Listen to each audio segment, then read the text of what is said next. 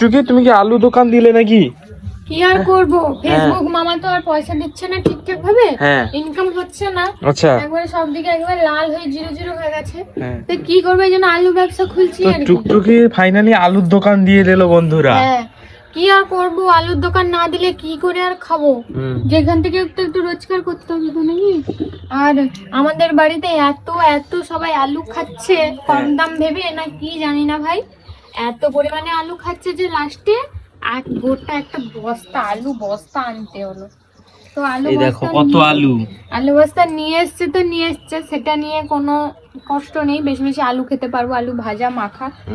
কিন্তু এত দুর্গন্ধ, এত পচা, এমন একটা বস্তা দেখে নিয়ে এসছে যে শুধু পচায়, যে দেখো ঢোঁ ঢোঁ করছে মাছিগুলা ঢন ঢন করে পন পন করে শুধু ঘুরছে।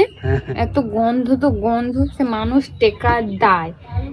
যতগুলো বাদ যাচ্ছে তোমাকে পুটলি করে তোমার জামার মধ্যে বেঁধে দিব, তুমি গিয়ে দোকানে ঘুরিয়ে দিয়ে এসো, যত কেজি বাদ যাবে তত কেজি আবার নিয়ে আসবে, বলে দিলাম আমি।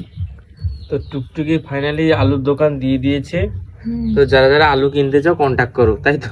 একদম 20 টাকা কেজি। হ্যাঁ 20 টাকা কেজি একদম। আরে আমার আলুর দাম, আমার যেহেতু আলু আমি কিনে নিয়ে এসে আলু স্টক করে নিল দিচ্ছি, তাও এগুলো মানে পচা মোচা আমি পরিষ্কার করে ধুই।